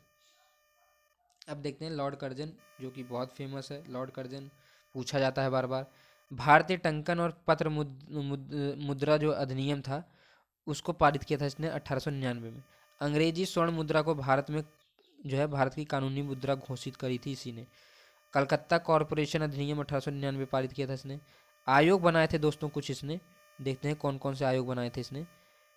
सिंचाई जो है सिंचाई आयोग बनाया था इसने 1901 में। रेलवे आयोग बनाया था इसने 1902 में। पुलिस के लिए बनाया था, और सर एंड्रूस फ्रेजर इसके मुख्य थे। और विश्वविद्यालय जो था, विश्वविद्यालय आयोग सर टॉमस रॉबे के द्वारा जो है नेतृत्व में इसने बनाया था। उसके बाद अब देखते हैं हम आगे। भारतीय विश्वविद्यालय अधिनियम 1904 भी इसी के समय में पास किया गया था, और भारतीय पुरातत्व विभाग की स्थापना भी इसी ने की थी प्राचीन स्मारक परीक्षण अधिनियम 1904 के तहत। सहकारी उधार समिति अधिनियम भी पारित किया था इसने। कृषि बैंक खुलवाए थे। कृषि इंस्पेक्टर जनरल की नियुक्ति इसने 1901 में करी थी। कृषि अनुसंधान संस्था पूसा जो है 1905 में खोली गई थी इसी के शासनकाल में। गुप्तचर विभाग जो था इसी ने बनाया था प्रांत व केंद्र स्तर पर, जो आज आप देखते हैं खुफिया एजेंसियां हैं, उसकी भी शुरुआत इसी ने करी थी। विक्टोरिया मेमोरियल हॉल जो है कलकत्ता में स्थापित है, और उसकी भी शुरुआत इसी के समय में हुई थी। भारत विरोधी कार्य इसने जो किया था। बंगाल विभाजन की घोषणा जो दोस्तों इसने करी थी, बहुत इंपॉर्टेंट है, प्रश्न बनता है। 19 जुलाई 1905 को इसने घोषणा कर दी थी, इसकी बंगाल विभाजन की घोषणा की थी। उसके बाद लॉर्ड मिंटो द्वितीय आए 1905 से 10 तक इनका कार्यकाल था। मुस्लिम लीग की स्थापना इसी के समय हुई थी, आगा खां और सलीम उल्ला खां। दोस्तों इसमें प्रश्न में एक पेज है, अगर आपसे पूछा जाए मुस्लिम लीग की स्थापना किसने की थी, तो अगर उसमें सलीम उल्ला खां है तो, और मतलब सलीम उल्ला खां और आगा खां दोनों हैं, तो बीपीएससी में तो जैसे ई ऑप्शन रहता है तो दोनों रहेगा, ई ऑप्शन रहेगा। और अगर उसमें केवल आगा खां है तो आगा खां लगाइएगा, लेकिन अगर सलीम उल्ला खां है तो सलीम उल्ला खां पहले लगेगा, क्योंकि सलीम उल्ला खां पहले लगेगा ये ऑप्शन। अगर सलीम उल्ला खां, क्योंकि जो है सलीम उल्ला खां का ज़्यादा वो था, तो 1906 में इन्होंने स्थापना करी थी। कांग्रेस विभाजन जो है सूरत अधिवेशन जिसको कहा जाए, सूरत अधिवेशन में कांग्रेस विभाजन हुआ था इसी के शासनकाल में 1907 में। मुसलमानों के लिए अलग निर्वाचन व्यवस्था की थी इसने, और जिसको हम कहते हैं मार्ले मिल्टो सुधार अधिनियम, इसी के शासनकाल में हुआ था ये, और 1909 में। तो उसके बाद हम देखते हैं लॉर्ड हार्डिंग द्वितीय 1910 से 16 तक। 12 दिसंबर 1911 में, तो देखिए ये दिन क्यों खास है। जॉर्ज पंचम जो थे भारत आए थे, ब्रिटेन के राजा थे ये। दिल्ली में दरबार का आयोजन किया गया था। बंगाल विभाजन रद्द किया इन्होंने। राजधानी कलकत्ता से दिल्ली स्थानांतरित कर दी गई 1911 में ही दोस्तों, 1911 में ही जो है दिल्ली जो है राजधानी बन गई हमारी। और उसके बाद 23 दिसंबर 1912 में लॉर्ड हार्डिंग पर दिल्ली में बम फेंका गया था, और भाई बाल मुकुंद को फांसी दी गई थी उसके लिए, ये भी प्रश्न पूछा जाता है। अब इसके बाद दोस्तों जितनी भी चीज़ आएंगी बहुत इंपॉर्टेंट है, आप एक एक चीज़ को बहुत अच्छे से सुनिए, क्योंकि बहुत प्रश्न यहीं से बनते हैं। प्रथम विश्व युद्ध जो था 28 जुलाई 1914 में हुआ था, और उसके बाद बॉम्बे क्रॉनिकल जो था फिरोज शाह मेहता द्वारा निकाला जाता था, और प्रताप जो था ये प्रकाशित होती थी, तो गणेश शंकर विद्यार्थी द्वारा वो प्रकाशित की जाती थी। बीएचयू का कुलाधिपति नियुक्त किया गया था लॉर्ड हार्डिंग द्वितीय को 1916 में। उसके बाद देखते हैं लॉर्ड चैम्सफोर्ड 1916 से 21 तक। कांग्रेस का एकीकरण हुआ था, मुस्लिम लीग से समझौता हो गया था लखनऊ अधिवेशन में 1916 में। ये भी प्रश्न पूछा जाता है कि कांग्रेस का जो है समझौता कब हुआ था, तो 1916 में हुआ था, और मुस्लिम लीग से समझौता जो हुआ था और इसको लखनऊ अधिवेशन में हुआ था ये। महिला विश्वविद्यालय पूना की स्थापना की गई थी 1916 में। सैंडलर आयोग जो था शिक्षा से संबंधित था 1917 में बना था। जलियांवाला बाग हत्याकांड जो 13 अप्रैल 1919 को था इसी के समय में हुआ था। खिलाफत व असहयोग आंदोलन प्रारंभ भी हुआ था इसी के समय में। तृतीय अफगान युद्ध भी इसी के शासनकाल में शुरुआत हुई थी उसकी भी। और लॉर्ड रीडिंग, इसके बाद देखते हैं लॉर्ड रीडिंग को। 1921 से 1926 तक शासनकाल था इसका। मोपला विद्रोह 1921 वाला इसी के समय हुआ था। और भारतीय कम्युनिस्ट पार्टी एम.एन. राय द्वारा स्थापित की गई थी 1921 में इसी के समय में। चौरी चौरा कांड 5 फरवरी 1922 में हुई थी तो उसमें जो वायसराय था भारत का लॉर्ड रीडिंग था। और सिविल सेवा परीक्षा की भारत में शुरुआत जो हुई थी 1922 से इलाहाबाद में, वो भी इसी के समय में हुई थी। स्वराज पार्टी की स्थापना दोस्तों चित्तरंजन दास मोतीलाल नेहरू, ये प्रश्न पूछा जाता है किसने की थी, तो चित्तरंजन दास और मोतीलाल नेहरू। 1923 में शुरुआत हुई थी इसकी इसी के शासनकाल में।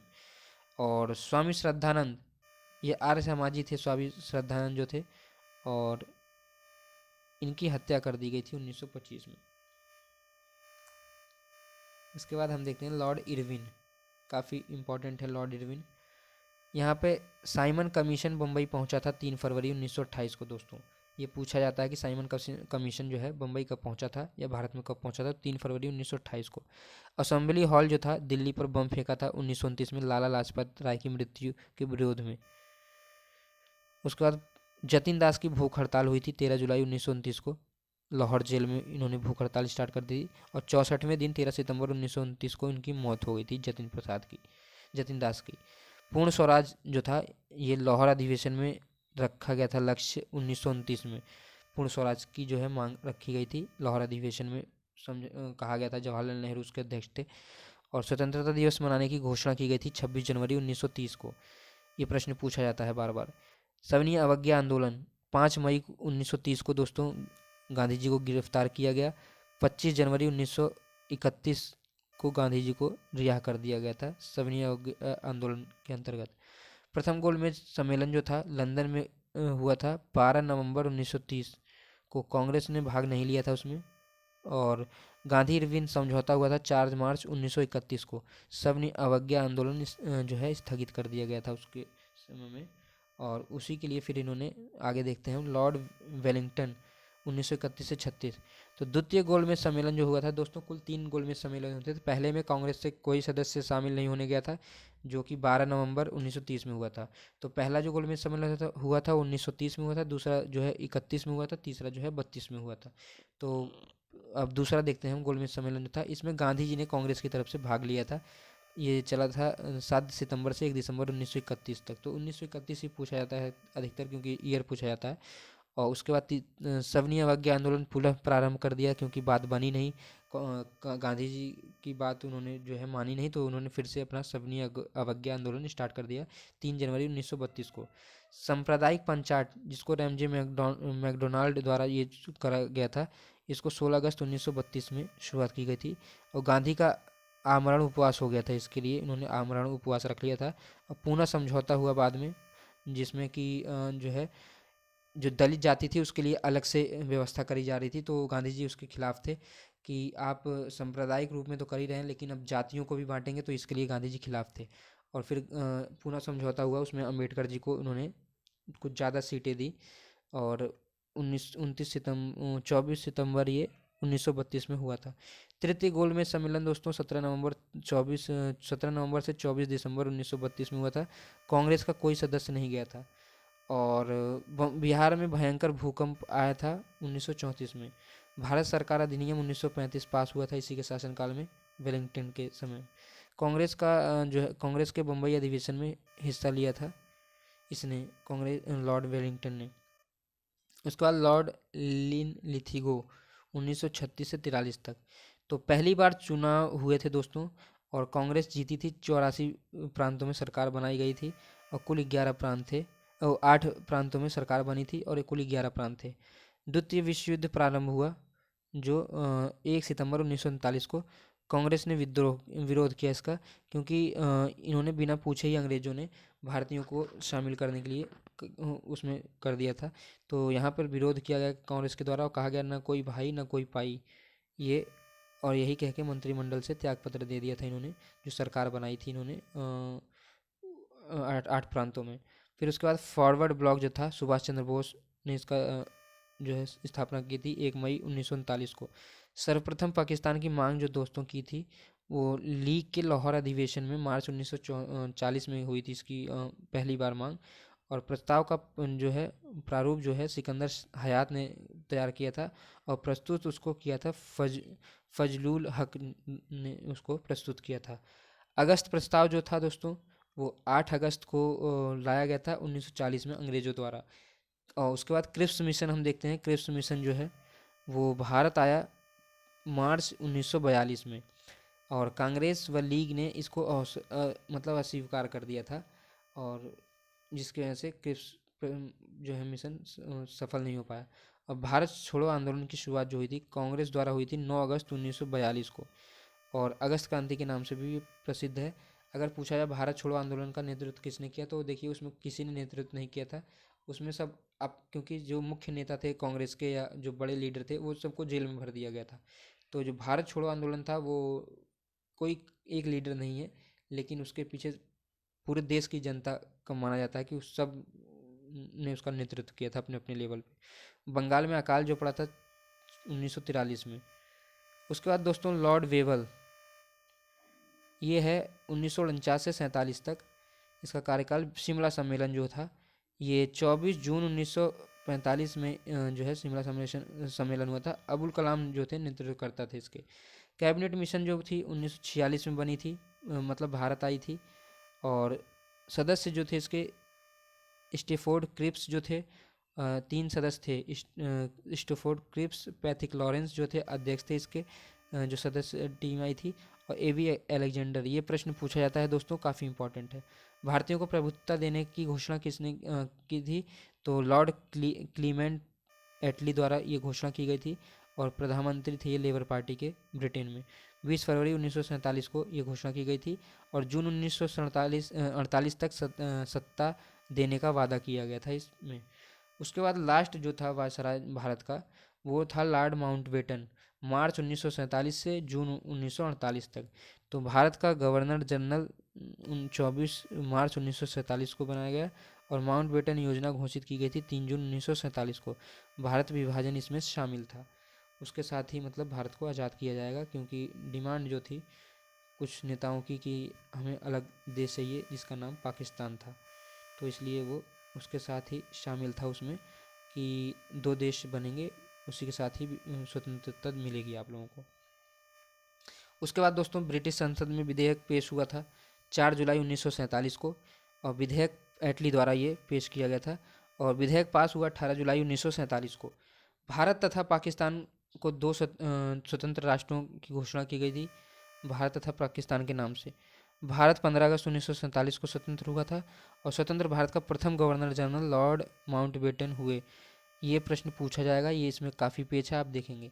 स्वतंत्र भारत के प्रथम गवर्नर जनरल लॉर्ड माउंटबेटन, और यहाँ पे नोट देखिए आप, स्वतंत्र भारत के प्रथम व अंतिम भारतीय गवर्नर जनरल, तो यहाँ पे आपको लिखना होगा चक्रवर्ती राजगोपालाचारी, तो ये आपको बहुत अच्छे से समझना होगा। अब हम देखते हैं दोस्तों 1857 की महान क्रांति। तो यहाँ पे 1857 की महान क्रांति जो है, इसमें देखिए नई एनफील्ड राइफल में प्रयोग कारतूसों में गाय व सूअर की चर्बी के प्रयोग के विरोध में ये क्रांति की जो है शुरुआत हुई थी। और मंगल पांडे ने बैरकपुर में कारतूस चलाने से मना कर दिया था। 29 मार्च 1857 को मंगल पांडे को गिरफ्तार किया गया और फांसी दे दी गई थी 8 अप्रैल 1857 में। यहीं से शुरुआत हो जाती है इस क्रांति की। क्रांति की शुरुआत जो हुई थी 10 मई को हुई थी 1857 में, मेरठ से हुई थी दोस्तों। 20 NI पैदल टुकड़ी जो थी, इसी ने इसकी शुरुआत करी थी। तो ये प्रश्न इम्पॉर्टेंट है आपका। और गवर्नर जनरल जो था उस समय लॉर्ड कैनिंग था, जैसा कि आपने पहले पढ़ा। पॉर्मस्टेन जो था प्रधानमंत्री था इंग्लैंड का उस वक्त। और क्रांति के उपरांत जो था सेना में अंग्रेजों की संख्या में वृद्धि कर दी गई, और बंगाल में अंग्रेज भारतीयों का अनुपात जो था 2-1 कर दिया गया। तो जो अब बंगाली जो भारतीय जो सैनिक होंगे उनको अगर मान लीजिए 10 किया गया तो अंग्रेजों को 20 कर दिया गया, तो ऐसा कर दिया गया। पील कमीशन बना था 1857 क्रांति के मामले की जांच के लिए, तो ये भी प्रश्न इम्पॉर्टेंट है। विद्रोह में भाग लेने वाले जो थे बिहार अवध व अन्य क्षेत्र के लोग को गैर लड़ाकू घोषित कर दिया गया था उस वक्त। और सिख, गोरखा व पठानों को लड़ाकू घोषित किया गया था। ये भी प्रश्न इंपॉर्टेंट है, क्योंकि उन्होंने जो है विद्रोह को दबाने में इनका साथ दिया था अंग्रेजों का। सिख, गोरखा व पठान जो थे। सूबेदार जो थे, भारतीयों को प्राप्त सबसे ऊंचा पद था सूबेदार। और ह्यूरोज जो था, इसने लक्ष्मीबाई के लिए बोला था, क्रांतिकारियों में वह एक अकेली मर्द थी, तो ये बोला किसने था? ह्यूरोज ने। उसके बाद दोस्तों देखिए भारत का स्वतंत्रता संघर्ष और उसके महत्वपूर्ण जो तथ्य हैं वो हम देखेंगे। तो पहला संघर्ष जो था सन्यासियों द्वारा किया गया, और सन्यासी विद्रोह का उल्लेख जो है आनंद मठ में किया गया है बंकिम चंद्र चटर्जी द्वारा। और उसके बाद भारतीय सुधार समिति जो है वो दादा भाई नौरोजी ने 1887 में इंग्लैंड में इसकी स्थापना की थी। भारतीय सुधार समिति।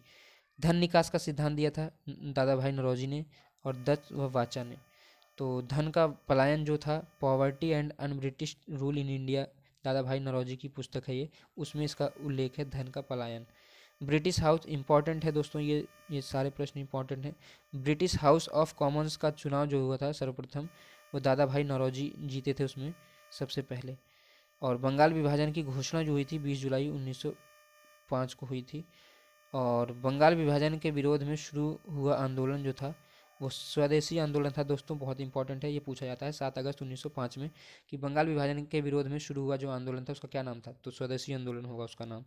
बंगाल में शोक दिवस मनाया जाता है 16 अक्टूबर 1905 को, जब विभाजन लागू कर दिया गया था। तो स्वदेशी आंदोलन का विचार जो था वो कृष्ण कुमार मित्र ने दिया था सबसे पहले संजीवनी में अपने, उनका एक पत्र था जो 1905 में छपता था, तो उसी में उन्होंने सर्वप्रथम स्वदेशी आंदोलन का विचार दिया था।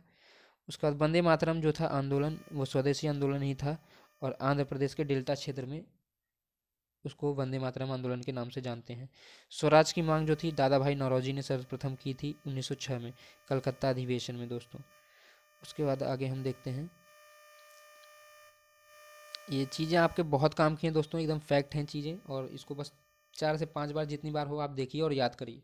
चीज़ें दिख नहीं रही हैं, अगर आपको कुछ दिख नहीं रहा तो आप सुनिए अच्छे से, आपको सही चीज़ें सब याद हो जाएंगी। कांग्रेस विभाजन जो है गरम दल नरम दल में हो गया था कांग्रेस का विभाजन, सूरत अधिवेशन 1907 में। अध्यक्ष इसके थे रास बिहारी बोस। ये प्रश्न सारे इंपॉर्टेंट हैं, सारे फैक्ट इंपॉर्टेंट हैं दोस्तों, प्रश्न यहाँ से बन जाता है। अमर सोनार बांग्ला, ये रविन्द्रनाथ ठाकुर जो थे उन्होंने स्वदेशी आंदोलन के समय में लिखा था इसको। बांग्लादेश का राष्ट्रीय गीत बना है ये आज के समय में। बाल गंगाधर तिलक प्रथम कांग्रेसी नेता जो थे जो कई बार जेल गए थे। और बंगाल में क्रांतिकारी विचारधारा का प्रसार जो हुआ था वो कैसे हुआ था, तो वरेंद्र कुमार घोष के द्वारा, भूपेंद्र दत्त के द्वारा, और युगांतर समाचार पत्र का प्रकाशन भी जो इन्होंने किया था उसी की वजह से बंगाल में क्रांतिकारी विचारधारा का जो है प्रसार हुआ था। अब हम देख लेते हैं कांग्रेस पर कुछ लोगों ने विशेष टिप्पणियां की हैं, वो कौन कौन सी की हैं। तो कांग्रेस केवल सूक्ष्मदर्शी अल्पसंख्या का प्रतिनिधित्व करती है, ये कहा था डफरिन ने। ये पूछा जाता है डायरेक्ट, ये आपको दे दिया जाएगा ये जो कोट है, और पूछ लिया जाएगा किसने कहा था, तो डफरिन ने कहा था दोस्तों। कांग्रेस अपने पतन की ओर लड़खड़ाती जा रही है, ये कहा था करजन ने, काफ़ी इंपॉर्टेंट है। कांग्रेस क्षय रोग से मरने ही वाली है, ये कहा था अरविंद घोष ने। कांग्रेस के लोग पदों के भूखे राजनीतिज्ञ हैं, बंकिम चंद्र चटर्जी ने ये चीज़ कही थी। अब हम देखते हैं 1893 ईस्वी का वर्ष, क्योंकि ये एक परिवर्तन बिंदु है दोस्तों 1893। इसमें कई चीज़ें हुई थी, तो आप देखिए। तो स्वामी विवेकानंद ने 1893 में ही सर्वधर्म सम्मेलन में पहले ही दिन बोले थे शिकागो में। कहाँ बोले थे? शिकागो, अमेरिका में। और किस पे बोले थे? सर्वधर्म सम्मेलन पे। कौन बोले थे? स्वामी विवेकानंद। अब उसके बाद देखिए 1893 में ही अरविंद घोष जो थे भारत वापस आए थे, और लेखमाला न्यू लैम्प फॉर ओल्ड प्रकाशित किया था इन्होंने। और उसके बाद 16 नवंबर 1893 को एनी बेसेंट भारत आई थी। और 1893 में महात्मा गांधी अब्दुल्ला सेठ का केस लड़ने दक्षिण अफ्रीका गए थे। ये सब 1893 की ही कहानी है दोस्तों। नासिक में चापेकर बंधुओं ने एक गुप्त संस्था Society for the Removal of Obstacle to the Hindu Religion स्थापित किया था। उसके बाद देखिए आप, अनुशीलन समिति का गठन जो है पी मित्रा के द्वारा किया गया था, और खून का बदला खून इसका उद्देश्य था। अनुशीलन समिति की स्थापना किसने की थी? तो पी मित्रा ने किया था। अभिनव भारत की स्थापना किसने की थी? बी डी सावरकर ने की थी महाराष्ट्र 1904 में। उसके बाद महाराष्ट्र में क्रांतिकारी भावना का उभरना कैसे हुआ था? केसरी पत्र था जो तिलक द्वारा जो प्रकाशित होता था, उसकी वजह से महाराष्ट्र में क्रांतिकारी भावना का जो है उभार हुआ था। भारतीय असंतोष का जनक किसको कहा जाता है? तो ये वेलेंटाइन सिरोले ने तिलक को कहा था कि ये जो है ये भारतीय असंतोष का जनक इनको माना जाए। और उसके बाद जज किंग्सफोर्ड की हत्या का जो प्रयत्न था उसमें प्रफुल्ल चाकी व खुदीराम बोस, तो इन्होंने किया था प्रयास। तो इसमें पूछा जाता है कि जज किंग्सफोर्ड की हत्या के लिए किसको फांसी दी गई? तो केवल खुदीराम बोस को दी गई थी। प्रयास दोनों ने किया था, प्रफुल्ल चाकी और खुदीराम बोस ने, लेकिन केवल फांसी जो हुई थी खुदीराम बोस को हुई थी। प्रफुल्ल चाकी ने खुद ही अपनी आत्महत्या कर लिया था। ये हुआ था 30 अप्रैल 1908 को दोस्तों। उसके बाद इंडियन होम रूल सोसाइटी जो है लंदन में थी ये, और श्याम जी कृष्ण वर्मा 1905 में इन्होंने शुरुआत की थी इसकी, Indian home rule society. Akhil Bharatiya मुस्लिम लीग का उदय जो था 30 दिसंबर 1906 में हुआ था, बंगाल विभाजन के समर्थन के साथ। भीकाजी कामा 7वीं अंतर्राष्ट्रीय कांग्रेस में तिरंगा फहराया था इन्होंने। ये प्रश्न 6वीं बीपीएससी में पूछा गया है कि कहाँ पे? स्टुगार्ड जर्मनी में 1907 में, तो ये इंपॉर्टेंट है। मदन लाल ढींगरा जो थे इन्होंने विलियम कर्जन वाइली की हत्या कर दी थी दोस्तों 1 जुलाई 1909 में। प्रश्न पूछ लिया जाएगा आपसे ये कि मदन लाल ढींगरा ने किसकी हत्या की थी? तो विलियम कर्जन वाइली, या विलियम कर्जन वाइली की हत्या किसने की थी? तो मदन लाल ढींगरा ने, और इनको फांसी दे दी गई थी 16 अगस्त 1909 को। 1911 में दोस्तों जॉर्ज पंचम के द्वारा दरबार में घोषणा क्या की गई थी? बंगाल विभाजन रद्द कर दिया गया था, बंगाल भाषी क्षेत्रों को मिलाकर अलग एक प्रांत बनाया गया था, और बिहार एक अलग राज्य व उड़ीसा में शामिल था। और 1912 में भारत की राजधानी जो है दिल्ली घोषित कर दी गई। उसके बाद राज बिहारी बोस जो थे वायसराय लॉर्ड हार्डिंग पर बम फेंका था इन्होंने 23 दिसंबर 1911 में। 13 व्यक्ति गिरफ्तार हुए थे दोस्तों इसमें। और गदर पार्टी की स्थापना किसने की थी? तो दोस्तों गदर पार्टी जो है ये 67th बीपीएससी में पूछा गया था, जो पहला एग्जाम हुआ था जो लीक हो गया था पेपर। लाला हरदयाल जो थे इन्होंने गदर पार्टी की स्थापना की थी। कहाँ की थी? तो सैन फ्रांसिस्को में की थी। यही प्रश्न पूछा गया था कहाँ पे की थी। 1 नवंबर 1913 में इसी दिन गदर अखबार का प्रथम अंक प्रकाशित हुआ था, और अंग्रेजी राज का कच्चा चिट्ठा हर अखबार के प्रथम पृष्ठ पर लिखा जाता था। ये इनके द्वारा जो शुरुआत की गई थी। उसके बाद हम देखते हैं आगे। दोस्तों इसमें आपका पूरा आधुनिक इतिहास जो है कंप्लीट करवा दूंगा मैं। इसके अलावा आपको कुछ और देखने की ज़रूरत नहीं है, ये आप 4 से 5 बार सुनेंगे तो आपको सारी चीज़ें आपकी जो है कवर हो जाएंगी। अब सॉरी, कोमागाता कोमागातामारू जो था जहाज़, ये बाबा गुरुदत्त सिंह ने इसको किराए पर लिया था। ये प्रश्न पूछ लिया जाता है कभी कभी कि बाबा गुरुदत्त सिंह ने कौन सा जहाज़ किराए पर लिया था, तो कोमागाता मारू। कैसर हिंद महात्मा गांधी को ये उपाधि दी गई थी अंग्रेजों द्वारा 1915 में। उसके बाद होम रूल लीग की स्थापना किसने की थी, तो तिलक ने की थी 28 अप्रैल 1916 में पूना में, और एनी बेसेंट ने की थी सितंबर 1916 में मद्रास में। तो होम रूल लीग की स्थापना दो लोगों ने की थी, तिलक और एनी बेसेंट ने। तिलक ने पूना में की थी 28 अप्रैल 1916 में, और एनी बेसेंट ने मद्रास में की थी सितंबर 1916 में। भर्ती करने वाला सार्जेंट किसे कहा गया था, महात्मा गांधी को कहा जाता है। और साबरमती आश्रम जो था 1916 में अहमदाबाद में महात्मा गांधी ने बनवाया था दोस्तों। चंपारण आने का को कहा था किसने, गांधी जी को, राजकुमार शुक्ल। ये किसान नेता थे और इम्पॉर्टेंट है बिहार के छात्रों के लिए। और 20 मई 1929 को इनकी मृत्यु हो गई थी, राजकुमार जो है शुक्ल की। और एमन ने, एक अंग्रेजी अधिकारी था उस समय, उसने 300 रुपये भेजे थे श्राद्ध करने के लिए, और कहा था चंपारण का अकेला मर्द राजकुमार शुक्ल को बताया था उसने। सत्याग्रह जो था सर्वप्रथम प्रयोग दक्षिण अफ्रीका में गांधी जी ने किया था इसका, और भारत में 1917 में चंपारण में किया। 3 कठिया प्रथा समाप्त की थी, 3/20 जो था, उसकी जो उसमें नील की खेती वाला सीन था, जो मतलब ज़बरदस्ती कराई जाती थी, तो उसके लिए इन्होंने यहाँ पे जो है सत्याग्रह किया था और 3 कठिया प्रथा को समाप्त किया था चंपारण सत्याग्रह के अंतर्गत। होम रूल लीग जो है समाप्त हुआ था 20 अगस्त 1917 को बेसेंट द्वारा। जो बेसेंट ने बनाया था मद्रास में होम रूल लीग, उसको समाप्त कर दिया था इन्होंने 20 अगस्त 1917 को। अहमदाबाद टेक्सटाइल लेबर्स एसोसिएशन की स्थापना हुई थी 1918 में महात्मा गांधी द्वारा। ट्रस्टीशिप का सिद्धांत दिया था महात्मा गांधी ने। और उसके बाद All India Trade Union Congress, N M Joshi ने इसकी शुरुआत करी थी, और 31 अक्टूबर 1920 को दोस्तों। गांधी की प्रथम भूख हड़ताल जो हुई थी 1918 में हुई थी अहमदाबाद मिल मजदूरों के जो उनका जो मांग थी उसके विरोध में। कर नहीं आंदोलन, ये गांधी जी ने इसकी शुरुआत करी थी 1918 में खेड़ा गुजरात में। रॉलेट एक्ट जो था 19 मार्च 1919 में आया था, और इसमें कहा गया था ना कोई अपील, ना कोई दलील और ना कोई वकील। इसके तहत ये लागू किया गया था रॉलेट एक्ट, और देशव्यापी हड़ताल हुई थी इसके लिए, और गांधी जी ने 6 अप्रैल 1919 को हड़ताल मतलब शुरुआत की थी, मतलब करी थी इसमें। और जलियांवाला बाग हत्याकांड हुआ था 13 अप्रैल 1919 में। सतपाल व सैफुद्दीन किचलू की गिरफ्तारी के विरोध में प्रदर्शन चल रहा था, वहीं पे जनरल डायर ने गोलियां चलवा दी थी। और जलियांवाला बाग के विरोध में गांधी जी ने कैसर हिंद की उपाधि त्याग दी थी दोस्तों। और उसके बाद जमनालाल बजाज ने राय बहादुर की उपाधि त्यागी थी, और रविन्द्रनाथ टैगोर ने सर व नाइटहुड की कार्यकारिणी परिषद से सदस्यता से जो है इस्तीफा दे दिया था अपना। और नहीं, रविन्द्रनाथ टैगोर ने सर की और नाइटहुड की उपाधि त्यागी थी, और शंकरन नारायण ने कार्यकारिणी परिषद की सदस्यता से त्यागपत्र दिया था। तो आप इसको याद रखेंगे, प्रश्न इंपॉर्टेंट है ये, कि गांधी जी ने जो है कैसर हिंद की उपाधि त्यागी थी, जमनालाल बजाज ने राय बहादुर की, और रविन्द्रनाथ टैगोर ने सर व नाइटहुड की। हंटर कमेटी दोस्तों बनी थी जलियांवाला बाग हत्याकांड की जांच के लिए 19 अक्टूबर 1919 में। कांग्रेस जो थी, कांग्रेस ने भी इसकी जांच कमेटी बनाई थी अपनी, जिसके नेतृत्व करता थे मदन मोहन मालवीय, और मोतीलाल गांधी जी सदस्य थे उसके। खिलाफत आंदोलन दोस्तों भारतीय मुसलमानों का मित्र राष्ट्रों के विरुद्ध जो था, विशेषकर ब्रिटेन, टर्की के खलीफा के समर्थन में आंदोलन था, जो है खिलाफत आंदोलन। खिलाफत दिवस जो मनाया जाता है 17 अक्टूबर 1919 में संपूर्ण देश में। दक्षिण हिंदू मुस्लिम संयुक्त कॉन्फ्रेंस जो हुई थी, वो हुई थी 23 नवंबर 1919 में। महात्मा गांधी इसके अध्यक्ष थे।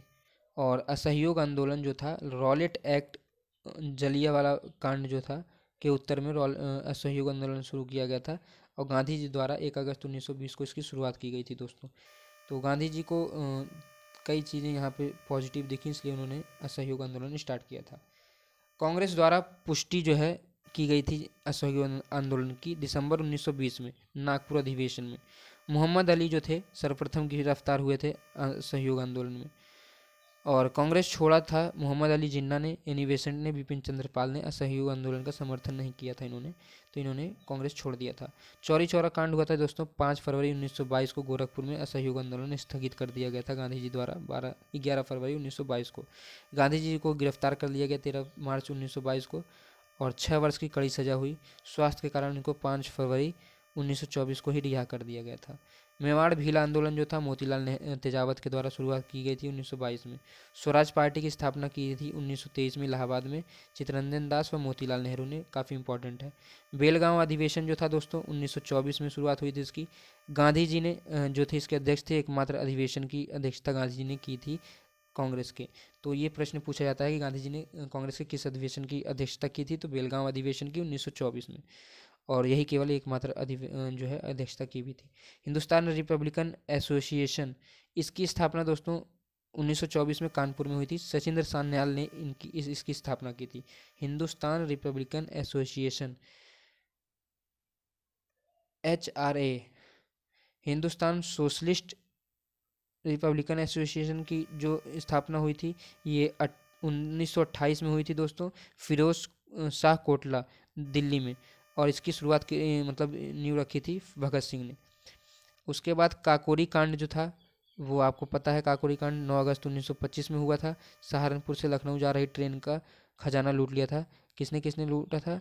राम प्रसाद बिस्मिल, इनका ही विचार था ये। राजेंद्र लिहाड़ी, अशफाकुल्ला खां को दिसंबर 1927 में फांसी दे दी गई थी, और इसमें कहा था कि मैं राज्य के पतन की इच्छा करता हूँ। बिस्मिल ने ये चीज़ कही थी, मैं राज्य के पतन की इच्छा करता हूँ। अब इसको काकोरी एक्शन के नाम से उत्तर प्रदेश सरकार ने उसको नाम बदलकर काकोरी एक्शन कर दिया है। अशफाक उल्ला खां जो थे संभवतः प्रथम मुस्लिम थे जो स्वतंत्रता के लिए फांसी चढ़े थे। और अखिल भारतीय महिला संघ जो थी 1926 में इसकी स्थापना की गई थी। नेहरू रिपोर्ट जो थी दोस्तों अगस्त 1928 में सर्वदलीय सम्मेलन में स्वीकार हुआ था, और डॉक्टर अंसारी उस समय अध्यक्ष थे। और लाला लाजपत राय जो थे, साइमन आयोग का विरोध किया था इन्होंने लाहौर में, और पुलिस की लाठी लगने की वजह से इनकी मृत्यु हो गई थी 30 अक्टूबर 1928 को। और भगत सिंह जो थे सांड्रस को इन्होंने गोली मार दी थी, और 17 दिसंबर 1928 को। पब्लिक सेफ्टी बिल यह आया था दोस्तों 8 अप्रैल 1929 को, विरोध में सेंट्रल लेजिस्लेटिव असेंबली पर बम फेंका था इन्होंने, और बटुकेश्वर दत्त व भगत सिंह, विठल भाई पटेल असेंबली के अध्यक्ष थे उस समय। और उसके बाद पूर्ण स्वराज जो था ये लाहौर अधिवेशन 1929 में लक्ष्य घोषित किया गया था इसका, और जवाहरलाल नेहरू इसके अध्यक्ष थे। 31 दिसंबर 1929 को रात 12 बजे नेहरू ने तिरंगा फहराया था रावी नदी के तट पे, और 26 जनवरी 1930 को प्रथम स्वाधीनता दिवस मनाने की जो है निश्चय किया था। यह प्रश्न इस बार BPSC 67 री एग्जाम में पूछा गया था।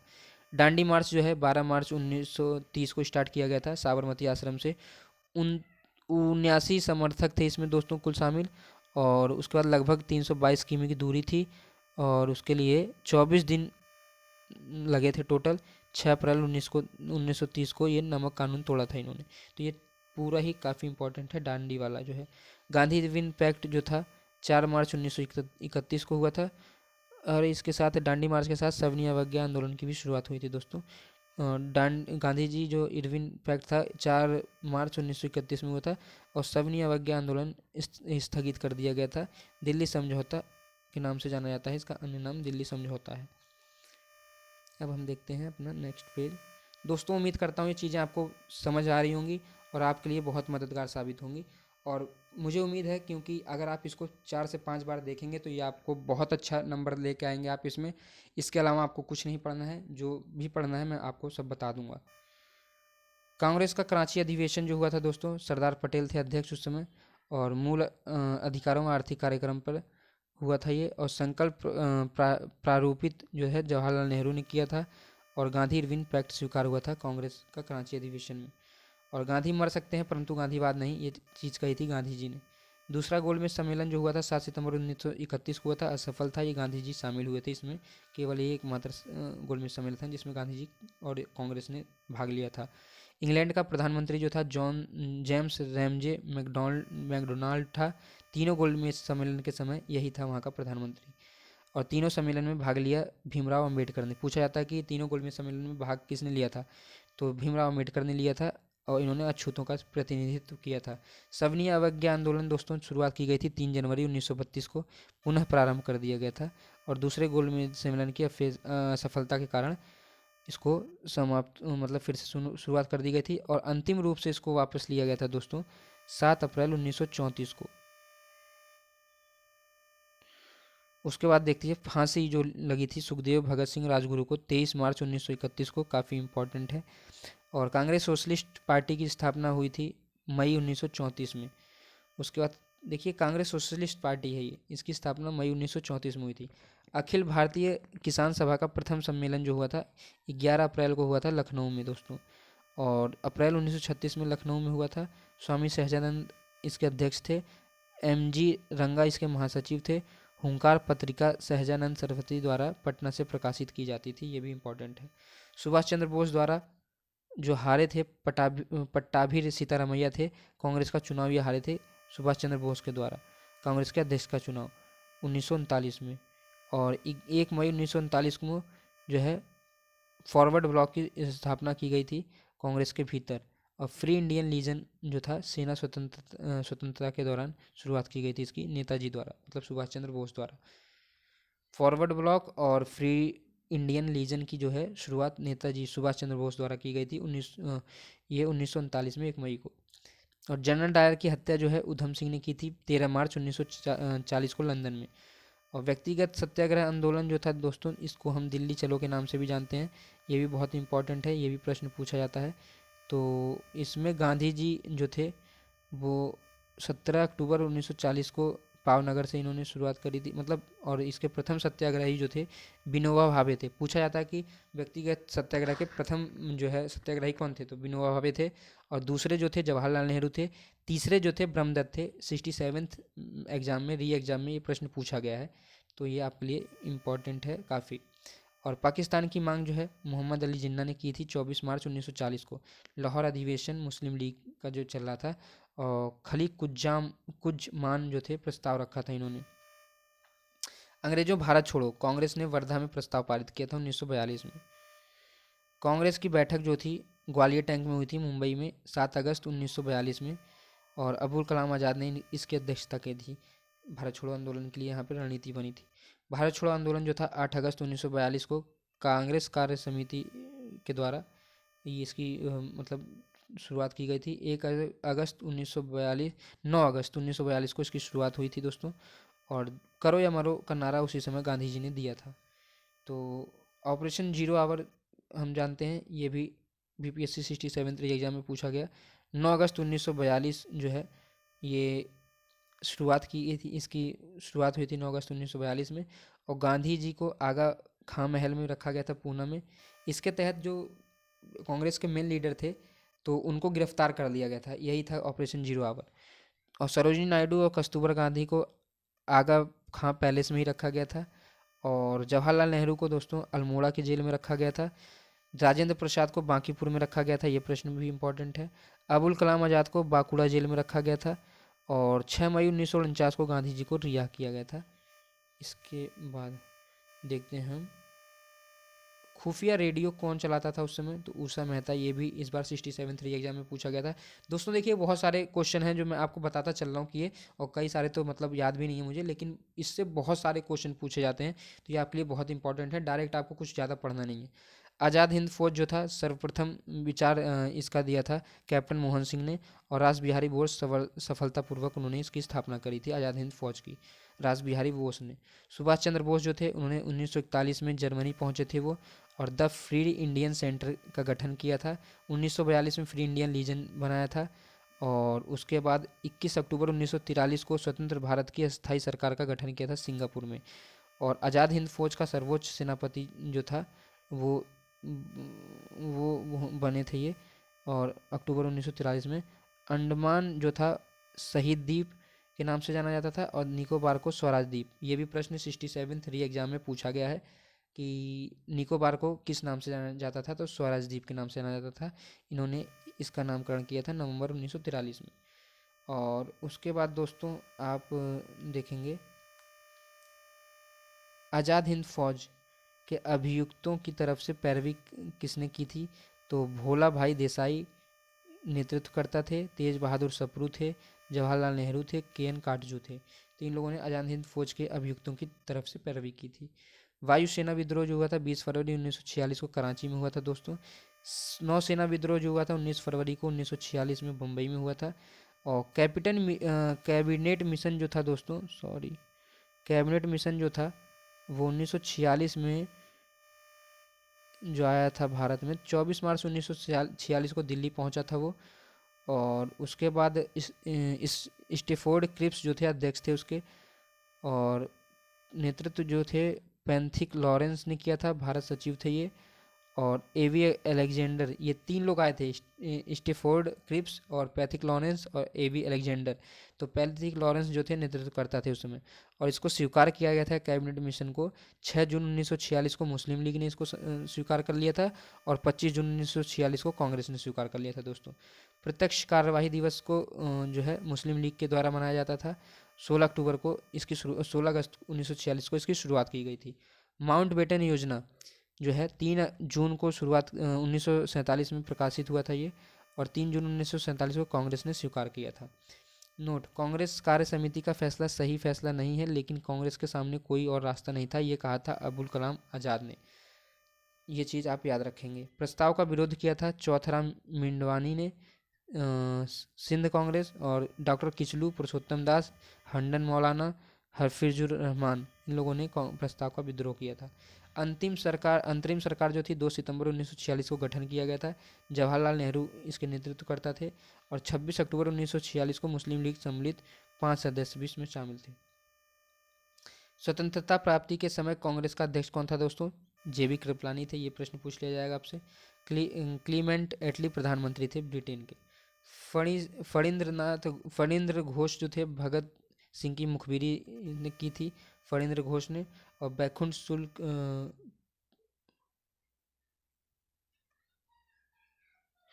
शुल्क की हत्या की थी फणींद्र घोष ने।